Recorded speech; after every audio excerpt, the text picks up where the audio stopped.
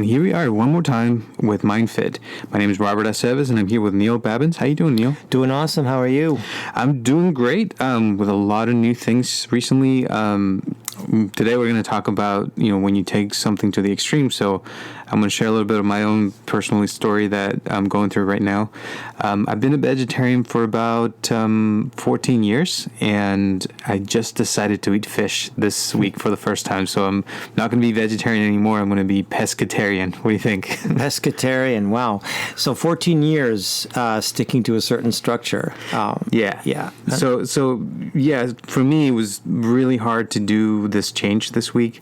And I wanted to talk about why I decided to do it. I've been reading a few articles here and there on how to go from vegetarian to non-vegetarian.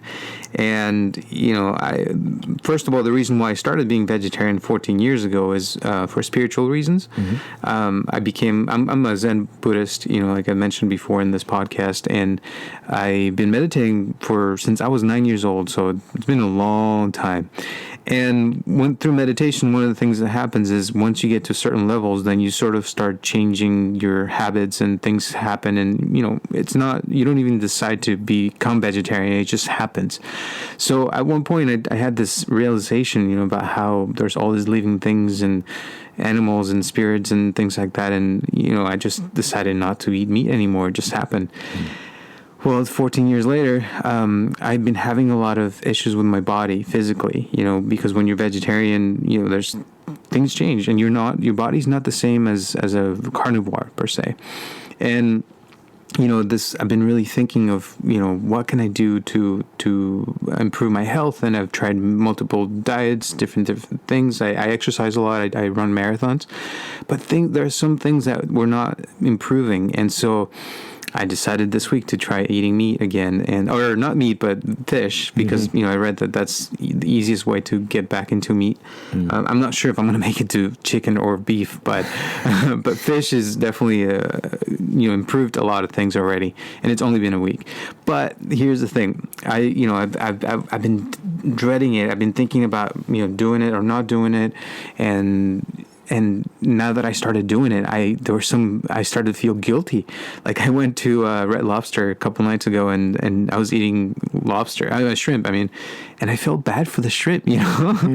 So I feel like sometimes we have those. We have a belief, and we've had it for so long, and then when we change, and in this case for me, the change has been good physically, health wise. But mentally, I'm still struggling with that guilt that comes from eating the animal, and the spiritual part of myself is like, oh man, what am I doing? I'm killing the environment and this and that, and so. Tell me your thoughts about this. Well, I think there's a lot of things underneath beliefs, and it is hard to change a belief, to challenge a belief, and then to do something contrary to it suddenly creates a lot of stress on a lot of people. I think that there's a lot of things. So the first thing that came to mind is that a belief system is really about, to a certain extent, a sense of control, because it's something you can control, what you believe and how you feel about something. And you can also manifest it. You can say, I don't believe in eating animals, so you won't. And you stick to that, and you, whenever there's positive results, you gather evidence for that belief and say, look, I feel better, I look better, I'm doing better. And if you're not, your belief will sort of self-correct itself, and you'll say, well, that's not because of the not eating meat, that's because of XYZ. So you'll do all kinds of thought processes in your mind to hang on to that belief as being your sense of control. So I think one of the reasons that people have a hard time changing their beliefs or giving up a value, which is sort of a belief if you think about it, is a lack of control. Like what happens now, the uncertainty. If I can't control that, what can I control in my life? What do I have control over? And I think that develops a lot of stress. So it takes a lot of courage to be able to change. It doesn't matter what it's from vegetarian to carnivore to vegetarian, or, to whatever, to I want to make a lot of money in my career, to I don't care about money, I care about, helping people, whatever your switch in belief is. It takes a lot of courage to be able to say, now I don't know what to do. Now I don't know what's around the corner. So I think that's one of the reasons we hang on to beliefs. Yeah. You know, I've been watching this show called The Good Place. I don't know if you've ever seen it on Netflix. Not yet. No, I will now. I love this show. It's the episodes are about 20 minutes, and I believe it's on NBC now. But they have the first 3 seasons on Netflix. And one of the things I love about it is that they talk a lot about ethics and, you know, what's good and what's bad. And I'm not going to say much about the show, but one of the things that they talked about is what happens when you try to be really, really good, like all the time, right? And you do it so much that at some point it sort of becomes detrimental because you start, you know, you try to be happy, but at the same time you're so worried about doing the wrong thing that you start, you know, hurting yourself even more. And so I feel like I've gone through some of that myself. You know, I've been trying to be so good about not eating animals and hurting them and things like that, that you know, at some point my body started suffering because there are certain things that we do need, you know, proteins and things like that. And I've been, you know, really good about reading and taking supplements. And, you know, I was a good vegetarian for 14 years, but still, like, there's still some things that, you know, I still needed. Back in the day when I became vegetarian, you know, I used to think that it was, you know, and I still do, that it's important to be selfish when it comes to your well-being and to being you know, improving yourself. And I was doing that when I became vegetarian. But now, you know, 14 years later, that my body's suffering, I feel like, you know, in order for me to be selfish again, to get better, I have to kill some shrimp or fish, you know. And so to me, that's you know, it's been a learning experience. I'm still, you know, dealing with it. But I feel like today what I wanted to emphasize more is how when we take some belief, like we were talking about earlier, to the extreme, it can hurt us. You know, it could be, even if it's the best thing in the world for you, if you do it too much, I think that's when we start suffering and we start, you know, it stops being a good thing for you and it becomes, you know, sort of a negative thing at some point. Don't you think? I do, because I think that eventually what happens is that when a belief becomes too extreme, it sort of covers up everything else that's going on inside of us. So we may have counter thoughts, we may have doubts, we may have feelings or emotions that are not connected to that belief.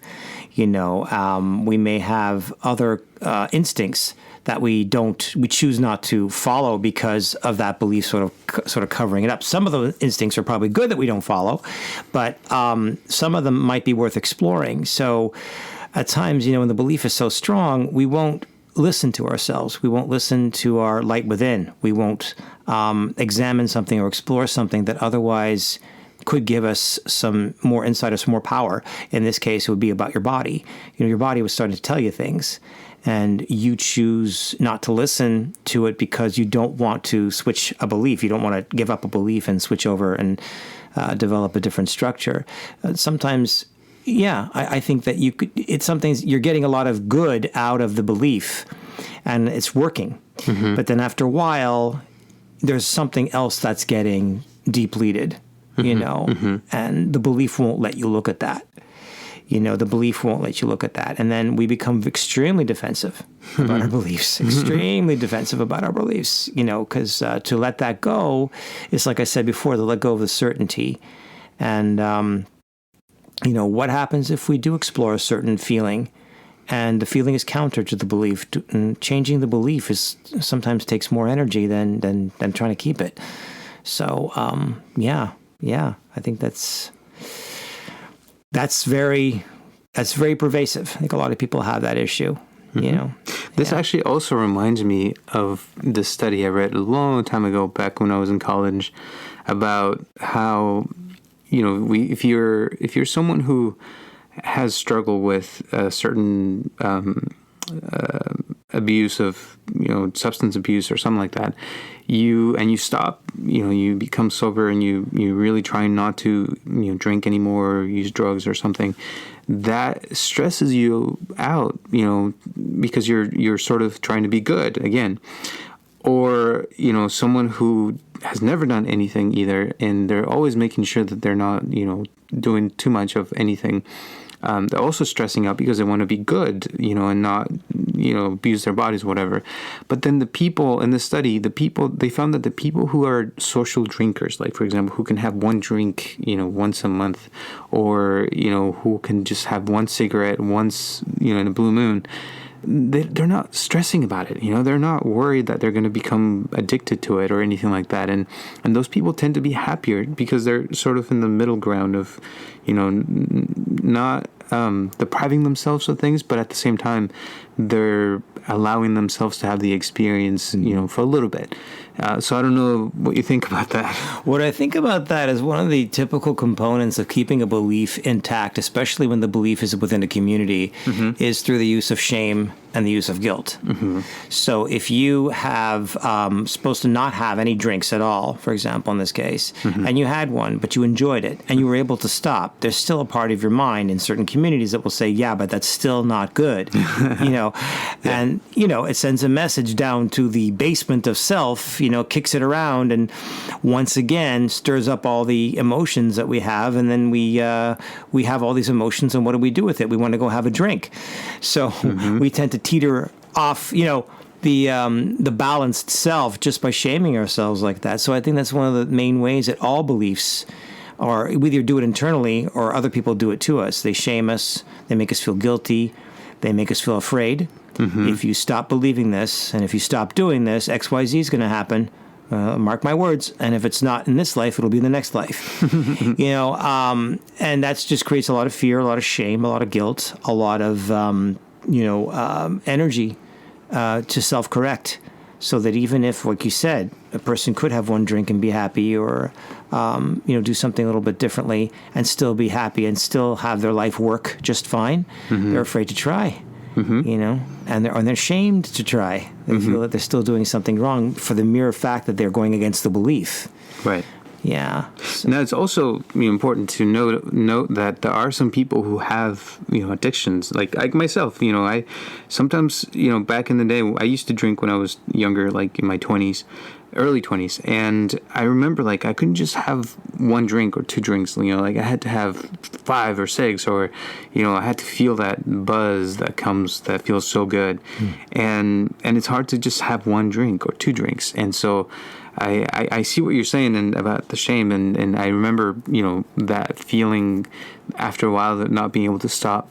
And I think, I don't know if there's anything you recommend for people like that can, do something to be able to get to that point where they're just not stressing about it, but also not, starting a problem, I guess. Well, I mean, in the case of addiction or substance abuse, I mean, a lot of that is used in order to not feel, to not go to a place, the origin of where it all started. So it's a way of escaping from issues. You feel elated in the moment, but you're actually avoiding other issues. So if a person is having one drink and is not able to keep those emotions at bay from that one drink, then that could be dangerous. Because, like you said, they're going to feel better, and the emotions are going to be ignored because we had the drink to placate it. The emotions are going to get stronger, and like Mount Vesuvius, it just pops, and then you have to have another drink to keep it down. So I think you have to get control of that cycle before you could have one drink or one whatever and stop. But how do people get to that point? Well, by starting to, become in touch with what the drink is being used for. It's okay if at the end of the day you're stressed out and you have one drink, you're happy with it and you stop. And it just, smooths out the edges. Some people will say that's not okay. Some people have a belief about alcohol, or a belief about the use of any kind of substance to feel better, would say, no, that's not okay. So you have to first examine what your belief system is. Do you shame yourself for doing one thing and then stopping? A lot of people say, I'd love to get to that point, but I can't stop. So then we have to look at that part of you that can't stop. And that part of you is not stopping because it's continuously trying to avoid feeling something, and I often say to people, if you're going to have one drink and stop, could you have one drink and the feelings that the drink is trying to avoid and stop? So in other words, if you're feeling sad or you're feeling afraid or you're feeling stressed, can you be with that feeling while you're having the drink? The drink's making you feel better, but don't replace the drink with the feelings. Be with the feelings and have a drink. You'll feel better. You'll have had a drink socially. You'll have had the feelings, so they'll feel acknowledged. And you won't have any shame. You say, well, you can shame me if you want to, but all's good. You know what I'm saying? So getting to that point is a long process because a lot of people have this huge cauldron of feelings. Like I said, Mount Vesuvius is quite a metaphor. I use that a lot, actually, in my work. It's like Mount Vesuvius and you're Pompeii. So, so we have to do something to keep it down. Definitely beliefs are really strong sometimes. Like I've always taken care of my body, and I've never done any weed or drugs or anything like that. But recently, last weekend I went to a concert, and they were smoking so much weed in the audience, and there was like a big cloud of weed, and I was in the audience, so I couldn't help it, but smell it and inhale some of it, I guess. I didn't do it directly, but I did do it, I guess, because I was there. And afterwards, I felt the effects of the weed, and I felt it felt good, but at the same time there's that guilt that comes from oh my gosh, I'm so clean and now I'm not so clean, and and just instead of enjoying the concert, you sometimes get this belief system that comes into play, and you're not allowed. It almost feels like you're not allowed to be present or enjoy in the present, even though things are not what you expected. I don't know if I'm making sense. No, you are. I mean, one way to look at the strength of your belief and to see if you can challenge it is to look at somebody else who does the same thing and doesn't have an issue with it. Right? You can ask yourself, how would they process the same information? Because they're right beside you doing the weed, or they're right beside you eating the pizza, or they're right beside you having the drink and then stopping. So what are they telling themselves that you're not telling yourself? And, how does your self-correction not allow you to think the way that they think? It doesn't mean you have to think the way that they think, but at least it's an exercise to see how somebody else sees this very same thing that you just did or didn't do, and how they process it. I agree. Yeah.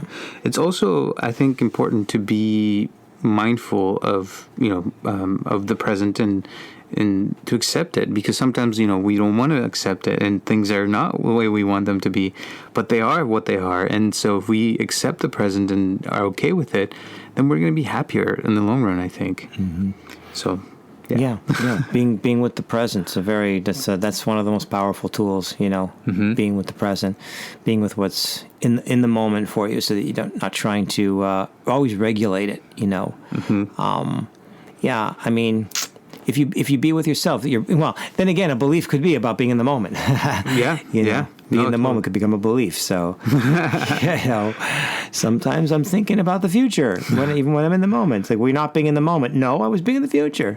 So, I think it really is subjective, but I think as long as it's balanced and you have to understand your own subjective balance after a while, But no, I think it's important to know sometimes when you're being shackled by a belief.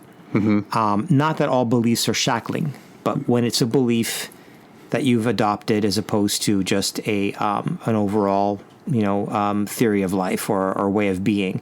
And people will say, I know people are going to say, how would I know the difference? If it causes you a lot of stress to do something a little differently, and be open to something a little bit different, then and you have self-correction telling you that that you can't do it a different way. Looking for evidence that it works, or looking for just discarding counter evidence that it doesn't, you may have a belief going on. Yeah, and to me, it's really important. Again, going back to being present. Because, like I said at the beginning, when I was a vegetarian and I started 14 years ago, I was a different time. Today, 14 years later, I'm at a different place. So I have to be present and accept that my body right now has some issues that need to be addressed. And so therefore, I have to change my beliefs from before and adapt them to the present so I can survive, in the present and continue to move forward by improving my body now with what it needs. And so I cannot continue to live in that past of what I realized back then. I have to realize a new present and a new life so that I can, improve my body. I don't know if you see what I'm saying, right? Yeah, I do. I mean, myself, I actually happen to be a vegan, and I just started doing that last December, so it's relatively new for me. And one of the perks about being a vegan is that you tend to lose a little bit of weight. I didn't have a lot of weight to lose, but, if I flushed out a little bit, felt better, felt a little healthier. Dairy products were a big thing for me to get out of my system. But, there are also beliefs can be more macro. They can be larger. It could be about, for example, I know I work a lot with clients who feel that their physical body image has a lot to do with their happiness, a lot to do with their intimacy ability. And I challenge those beliefs to have them look around and see whether that's entirely true of everybody. You know, how important is the way your body looks to your ability to achieve intimacy, to your ability to feel that you're worthy, that you have value. Who are you hanging around with? You know, what are the messages you're getting from those people? What kind of people are you attracted to? What kind of people are you trying to draw in to your life? Maybe they have the kind of values that dictate that your body has to look a certain way. So there's many, that could be a belief in itself. So a lot of people turn vegan or vegetarian, for example, because they want their body to look a certain way.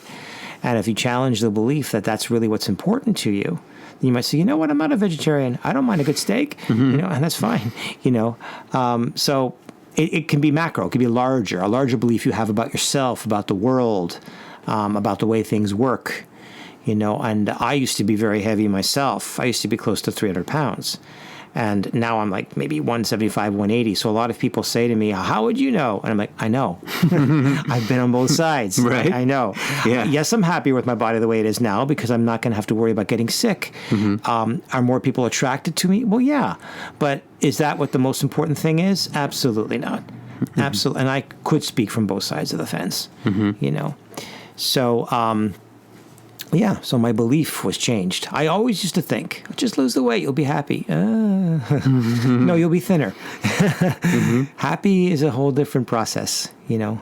Happy is a whole different process, yeah. And that comes from within. So, but it's also, you know, again, being present and seeing what you have in front of you, even if you're not where you want to be, if you can be present, it changes everything. You know, you sort of, you get to a point where in the present you can enjoy almost anything simply by being, you know, in the moment and seeing, you know, how things are, even if they're not the best and they're not where you want them to be. That changes everything, you know, because you're sort of accepting the present as is, and I don't know if you ever had that feeling where, you know, even things are not that great, but when you see them and accept them, that's when the change starts, because then you can start improving things at that moment. You know what I mean? Yeah, they call it in DBT, or dialectical behavioral therapy, they call it radical acceptance. You know, if you can radically accept something, then you can just tolerate the distress of it and just be with it rather than trying to fix and change it. So yeah, there's definitely a lot of power in that as well. You know, there's certain things that we can't change, but there's certain things, of course, that we can. But accepting what we cannot, accepting what is, you know, is also a very big element of being in the here and now, of being present. Yeah, because you could be with what is and not have to worry about fixing and changing it. Yeah. I think it's a really important thing, and I'm thinking that this is a good place to stop this podcast for today. But any last thoughts that you have? Oh, let me see. Well, yeah, I mean, examine yourself in the here and now, and ask yourself when next time you make a decision, if you feel any stress around that decision, if it's coming from a belief or if it's coming from something else. You know, if it's coming from a belief, ask yourself, you know, what happens if I change my belief just a little bit, you know. And it's okay to change your beliefs. Absolutely. Absolutely. Be flexible, right? Yeah. Okay, cool. Anything else? No. Okay. Thank you so much for listening. Remember, we're here every week at 6 o'clock on Tuesdays. And remember, this is MindFit, and this is Robert Aceves, and this is my friend Neil Babins. Perfect. I'll see you next time. All right. This podcast is brought to you by MindFit. Please help us to share this podcast with your friends and family to grow this community. And if you'd like to donate to this podcast, or if you'd like to share your comments, questions, or concerns, send them to mindfitpodcast@gmail.com, or you can call us directly at 714-328-4661.